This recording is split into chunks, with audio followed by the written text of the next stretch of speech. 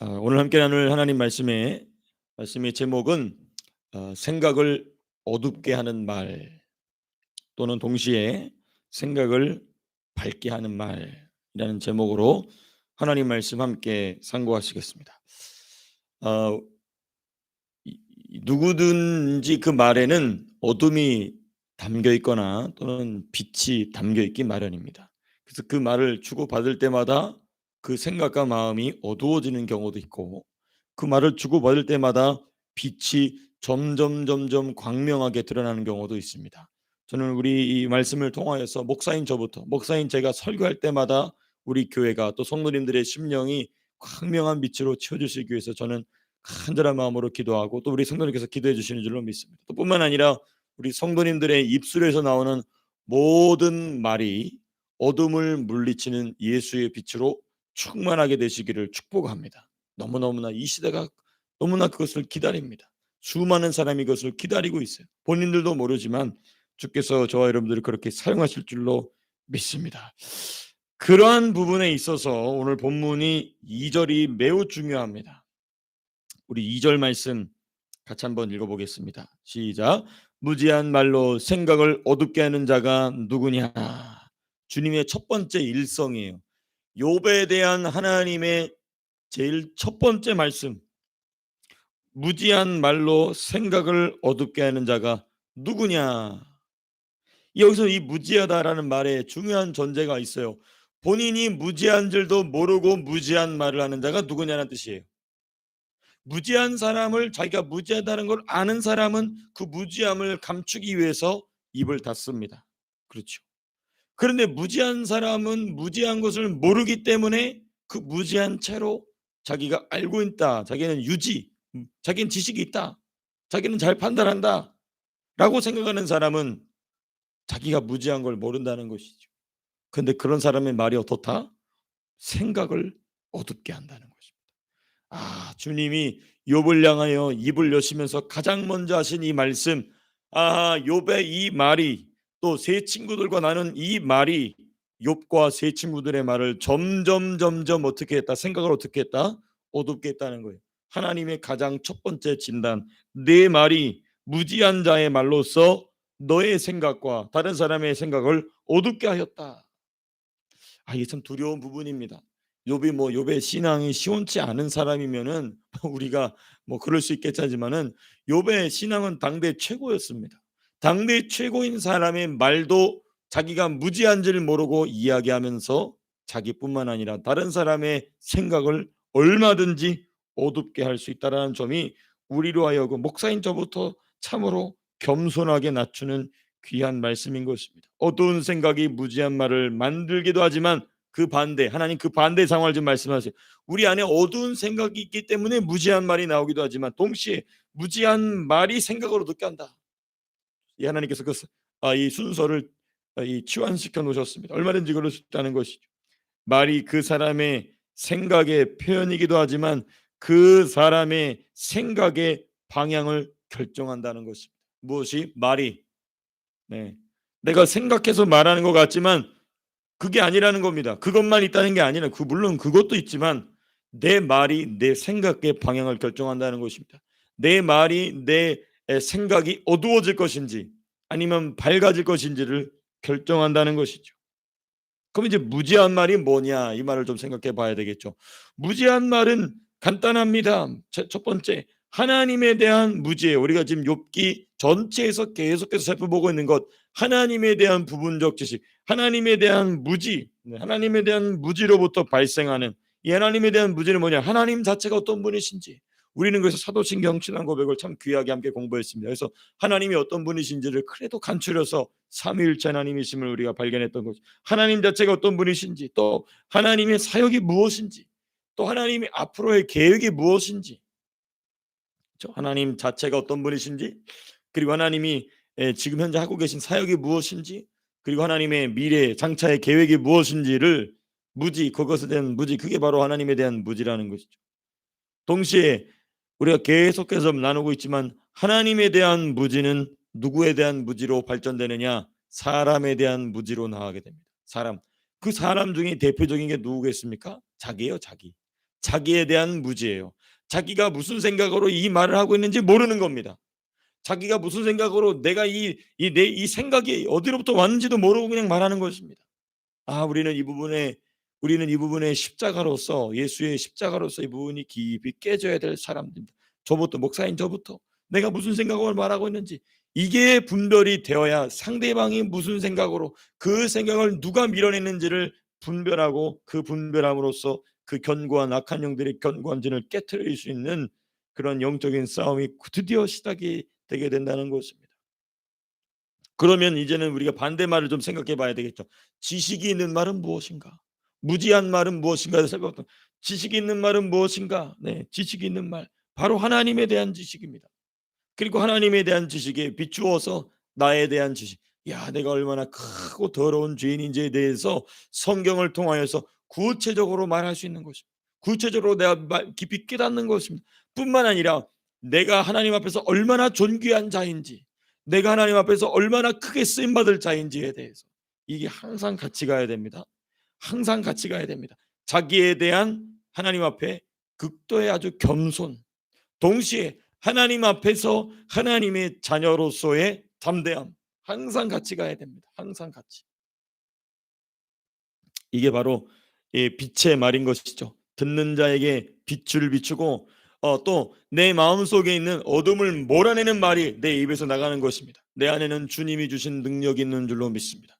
주님이 나를 지금 사용하시는 줄로 믿습니다. 악한 귀신들의 권세는 무너지는 줄로 믿습니다. 계속해서 선포하고 말로 꺼내놓는 것이죠. 우리가 지난 주일에 말씀을 나눈 것처럼 감사의 말로써 내 자아를 무너뜨리고 내 자아에 숨어 역사하는 더러운 귀신들의 권세를 쫓아내는 것, 이게 바로 빛의 말인 것이죠.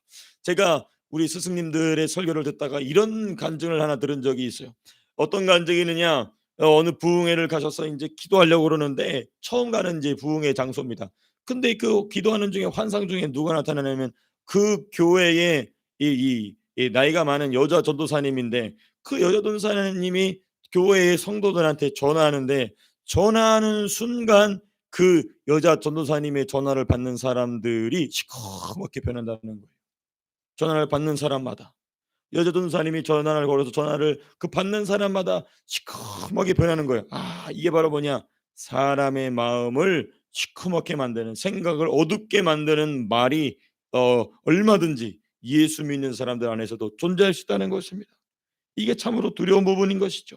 그런데 주님께서는, 이게 이제 핵심입니다. 주님이 우리에게 무지한 말로 생각을 어둡게 하는 말을 그치라고 말씀하시는 그 말씀이 우리에게 빛을 준다는 것입니다. 여러분, 이게 기적인 겁니다. 이게 기적이에요. 따가운 말이죠.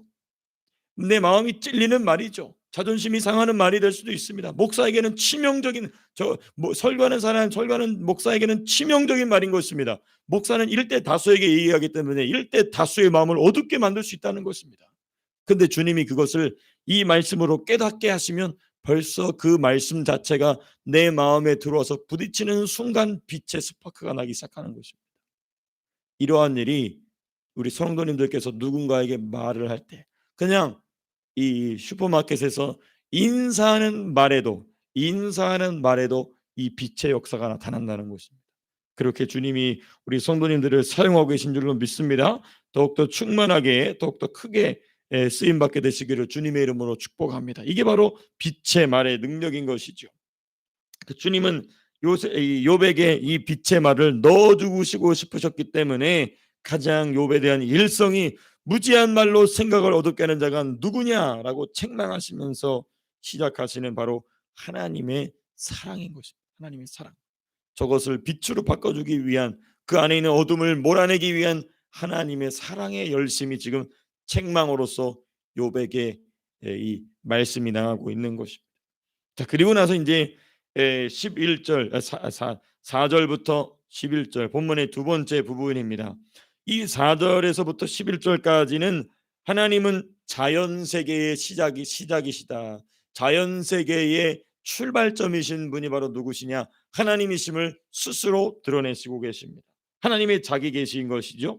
여기 보면 여러 가지가 나옵니다. 4절 보면 땅의 기초라는 표현이 나오게 되고, 5절에 보면 도량법을 누가 정하였느냐 뭐 이런 말씀도 나오게 되고 또 이 6절에 보시게 되면 주된 주추는 무엇 위에 세워졌으며 그 모퉁이 돌은 누가 놓았느냐. 그렇죠.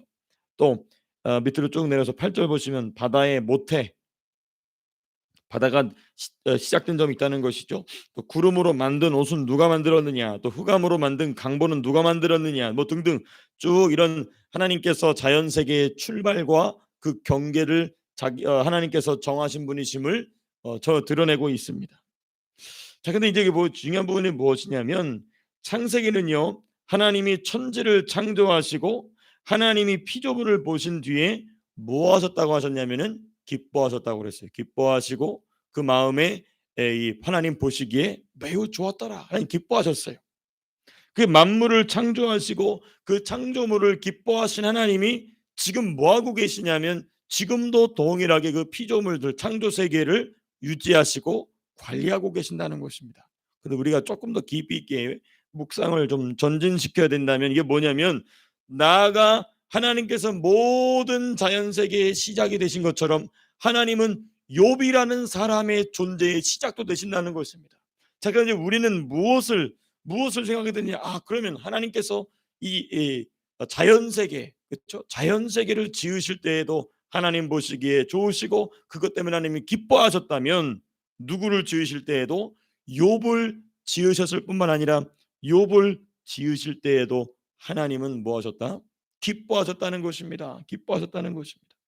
이 하나님이 그러니까 하나님께서 왜 모든 자연 세계의 기초이시자 시작이시다는 얘기를 왜 욥에게 꺼내고 있느냐? 모든 존재의 시작이 나인 것처럼 너라는 존재의 시작도 나다. 그리고 내가 너를 만들 때 얼마나 기뻐했는지 너가 아느냐? 근데 욥은 뭐 했죠? 고난이 찾아오니까 자기의 탄생을 저주했었습니다. 그래서 우리가 욥기 아주 초반부에 보면은 욥의 저주라는 제가 제목으로 말씀 함께 상고한 적이 있었는데요. 욥이 자기 탄생을 저주해요. 무엇을 모르고 하나님이 자기를 창세전에 만세전에 하나님의 의지 세계에서 욥이라는 존재를 계획하실 때에 사랑의 말로 형용할 수 없는 기쁨으로 하나님이 욥을 만드셨는데 정작 욥은 하나님의 마음도 모르고 자기의 탄생을 저주하는 큰 실수를 범하고 있는 것입니다. 범했던 것입니다. 나아가 하나님이 기뻐하시는 욥의 인생을 창조물을 운영하심과 같이 지금도 고난을 당하고 있지만 지금도 하나님이 완벽하게 운행하시고 관리하고 계심을 왜 알지 못하느냐? 우리는 이 부분에 있어서 참으로 중요한 깨달음을 얻게 되는 것입니다. 하나님이 욥에 관하여 이렇게 열정이 있으시구나. 근데 욥에게만 열정이 있다는 게 아니에요. 성경이 왜 기록되어 있습니까? 이제는 저와 여러분들이 누구냐면 이제는 내 차례라는 것입니다. 저와 여러분들의 차례는 것이 하나님이 그런 동일한 열심과 열정과 뜨거운 사랑을 가지고 저와 여러분들을 욥과 같은 신앙으로 욥보다 더 나은 신앙으로 빚어가고 계신 열심이 있으시다는 것이죠. 그러므로 우리는 뭘 거절해야 되느냐? 욥의 탄생을 비관하게 하는 자가 누구느냐? 동시에 내가 내 인생을 비관하게 하는 자가 누구냐를 우리는 우리 인생 가운데서 발견해야 된다는 것이죠. 왜? 내가 내 인생에 대하여 고민하게 하고 어둡게 하고 우울하게 하고 비관하게 하고 짐이 되는 것처럼 느끼게 하는 그 자가 바로 저와 여러분들의 생각을 어둡게 하는 자라는 것입니다. 물론 우리의 연약한 자, 더러운 자, 타락한 자도 큰 문제이지만 오늘 제가 본문을 함께 나누면서 주목하고 싶은 것은 우리로 하여금 그 생각을 어둡게 만들기 위해서 우리의 말을 계속해서 부정적인 말이요 또 걱정과 염려의 말로 만들어내는 그 자가 누구냐? 우리는 이 부분을 함께 말씀을 통하여서 점검해야 될 필요가 있는 것입니다. 7절 참 중요해요. 7절 말씀 같이 한번 읽어보겠습니다. 시작. 그때의 새벽별들이 기뻐 노래하며 하나님의 아들들이 다 기뻐 소리 질렀느니라. 하나님께서 모든 자연 세계의 출발을 하시는 것을 창조하시는 것을 보고 영적 세계가 어떻게 반응했느냐? 기뻐 소리를 질렀다 이렇게 얘기하고 있어요. 피조 세계의 창조를 기뻐한 천사들에 관한 이야기입니다. 이 이야기는 천사들이 기뻐한 이유가 두 가지가 있습니다. 첫 번째는 무엇이냐면 창조 자체의 아름다움입니다. 하나님의 천지 창조, 자연 세계 창조, 우주 세계의 창조 자체가 얼마나 아름답고 얼마나 경이로운지 그것에 대한 기쁨과 찬송인 것이죠. 자, 그런데 두 번째 기쁨이 더 중요합니다. 두 번째 이유가 더 중요합니다. 하나님이 자신을 창조를 통해 드러내신 것을 기뻐하는 것입니다. 천사들은 하나님이 어떤 분이신지를 아는 거예요. 사랑으로 충만하신 분이시고, 공의로 충만하신 분이시고, 진리로 충만하신 분이시고, 여유와 기쁨과 행복으로 즐거움으로 충만하시고 무한하신 분이시니까 그 하나님이 드러나기를 바라는, 예를 들면 이런 것이죠. 우리 어린아이들 보게 되면은 또 이 학생들이나 자기가 좋아하는 연예인을 누군가에게 자꾸 얘기하고 싶어 하죠. 예, 물론 이제 제 앞에서 했다가는 국물도 없지만 우리 민서서희가 뭐 이 노래를 듣다가 이번 주도 아주 저한테 아주 된통 혼났습니다. 그래서 정신을 못 차리느냐고 너네는. 제 그리고 나서 이제 알아서 다른 음악을 다 고릅니다. 어쨌든 그래서 음악을 틀어 놓고 "목사님 이거 힐송이에요." 이제 귀여운데 아주 참 귀여운 친구들입니다. 너무너무나 고맙죠. 이제 원래 본문으로 돌아와서 하나님이 자신을 창조를 통해 드러내신 것을 기뻐하는 거예요. 천사들이 보고 느끼고 경험하던 그 놀랍고 경이로운 하나님이 자기를 드러내신 것에 대한 기쁨, 그게 바로 이 7절에 그때의 새벽별들이 기뻐 노래하며 하나님의 아들들이 다 기뻐 소리를 질렀느니라. 그걸 네가 아느냐는 것입니다. 하나님이 자연 세계를 창조하시고 모든 영적 세계가 반응하여서 기뻐했던 것처럼 내가 너를 지을 때도 역시 동일하게 이 천사들이 함께 기뻐했다는 것입니다. 그걸 너가 알고 있느냐 하는 것입니다. 이 우리 하나님의 말씀 자체가 지금 욥의 모든 세계관, 자기의 인생을 보는 인생관, 모든 신앙관을 완전히 뒤흔들고 있음을 우리는 보게 되는 것입니다. 이렇게 뒤흔드는 역사가 우리의 삶 속에서 일어나야 되는 것입니다. 우리 기도 현장 가운데서 일어나게 될 바랍니다. 그리고 여러분들을 만나는 모든 사람에게도 이런 동일한 역사가 일어나게 되시기를 축복합니다. 우리를 만나 나를 예수님을 잘 깊이 모르는 사람들이, 또 믿다가 신앙에 지친 자들이 여러분들을 만날 때에 그 신앙관, 세계관, 인생관이 뒤흔들리는 것입니다. 주님이 그런 일을 하기를 바라신다는 것이죠. 그래서 우리가 이 말씀을 좀 더 깊이 있게 한다면은 피조 세계, 창조 세계에 대한 영적 세계의 반응이 어떻게 나타나고 있는가 참 중요합니다. 성육신하신 하나님 곧 예수 그리스도의 탄생을 기뻐한 천사들의 모습과 같이 우리가 각자 다 이 세상을 살아가지 않습니까? 우리 개개인이 다 세계라고 제가 비유적으로 표현한다면 정석영 목사의 창조 세계, 피조 세계에 관하여서 하나님의 영적 세계는 어떻게 반응하는가? 천사들이 화답하는가?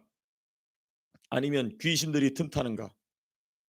우리는 이 부분을 주목하여서 말씀을 묵상하게 되는 것입니다. 하나님은 욥의 세계를, 그러니까 욥의 삶이죠. 욥의 삶을 천사들이 화답하는 삶으로 지금 빚어가고 계신다는 것입니다. 세 친구들은 곧 이 악한 영들이 붙잡고 사용하죠. 그러니까 욥의 이 인생 자체에 지금 누가 화답하고 있었냐? 귀신들이 화답하고 있던 것입니다. 근데 주님께서 그 모든 것을 끊어내시고 하나님의 말씀을 수종드는 천사들이 이 누구의 삶에, 욥의 삶에 화답하도록 욥의 인생을 바꿔놓고 계시는 것이죠. 욥이 천사들을 부린다는 것이 아니라 욥이 하나님이 기뻐하시는 삶의 모습으로 변화되니 마치 하나님이 자기를 드러내실 때와 같이, 마치 우리 주 예수님이 성육신하실 때와 같이 천사들이 화답하게 하신다는 것입니다. 이 생각만 해도 너무나 가슴 벅찬 귀한 말씀인 것입니다. 이 천사들이 화답할 때의 주된 방식이 있어요. 정말 성경에는 정말 다양한 방식으로 천사들이 우리 믿는 자들에게 화답하는데 주된 방식은 뭐냐? 불입니다. 불. 성령의 불. 불로서 응답합니다. 예를 들면 그 마노아의 아들 마노아가 천사를 맞이할 때 보십시오. 그 마노아가 하나님의 사자를 맞이할 때 보십시오. 불로서 화답하죠. 불로서. 저와 여러분들에게도 이 불은요, 이 불에 대해서 설명하려면 참 제가 시간이 많이 부족하기 때문에 하여튼 이 불은 모든 일을 가능하게 합니다. 이 불이 천사들이 던져주는 이 불은 모든 일을 가능하게 합니다. 우리의 염려와 걱정과 근심과 인생의 계획들을 천사들이 그러한 던져두는 불로서 이 모든 일들을 감당하게 한다는 것입니다. 저 여러분들의 삶이 그 불로서 여러 가지 상황들을 돌파할 수 있는 힘이 될 수 있기를 축복합니다. 자, 그리고 오늘 본문의 제가 세 번째 부분입니다. 12절에서부터 15절. 하나님은 아침의 빛을 주관하시는 분이시다. 근데 이게 참 이게 어떤 부분이냐면요. 하나님이 우리 인간의 실제적인 자연 세계에 대해서 말씀하시다가 갑자기 영적인 세계에 대해서 말씀하시는 경우가 있습니다. 마치 종신토록 뱀으로 다니고 너는 흙을 먹을지니라. 그 한 구절에 자연 세계의 사실과 영적 세계의 사실이 묶여 있죠. 자, 근데 오늘도 똑같습니다. 하나님은 말씀하시 종종 이렇게 말씀하시는데 12절에서부터 15절을 보시면 무슨 내용이 나오느냐. 나중에 좀 지금 시간이 없기 때문에 제가 빨리 당겨서 말씀드린다면 12절과 14절은 하나님이 자연 세계의 빛을 주관하신다라는 얘기를 하고 있어요. 14절과 12절과 14절. 자, 근데 13절과 15절을 보시게 되면 영적 세계에 빛을 비추시는 하나님이 등장합니다. 비추시는 하나님에 관한 말씀이 나옵니다. 13절 보시면 그것으로 땅끝을 붙잡고 악한 자들을 그 땅에서 떨쳐버린 일이 있느냐. 12절에서는 분명히 아침에 뜨는 햇살에 대한 얘기예요. 근데 하나님께서 13절로 가셔서는 갑자기 그 빛으로 악한 자들을 땅에서 떨쳐버리고, 이게 영적인 일이지 않습니까?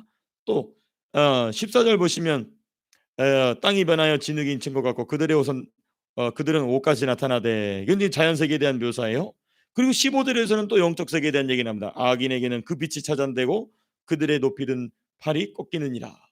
이게 지금 12절과 14절, 13절과 15절이 자연 세계와 영적 세계에 대한 이야기가 함께 어우러져 좀 나오고 있습니다. 이 말이 무엇이냐? 특별히 15절 좀 집중해 봐야 됩니다.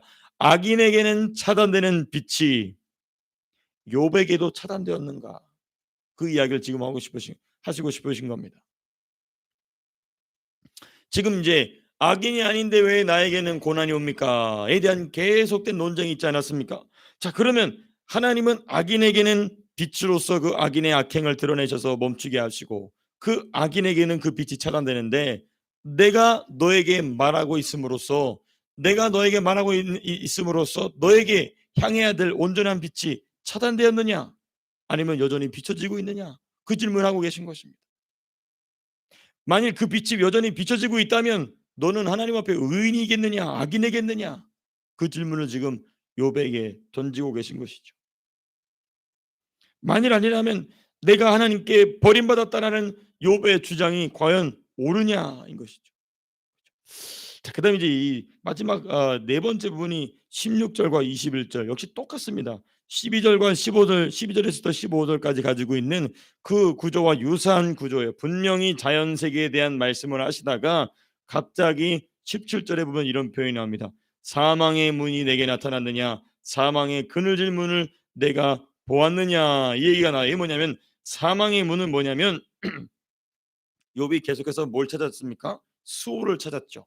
죽음의 자리를 찾던, 무덤을 찾던 욥에 대한 하나님의 책망입니다.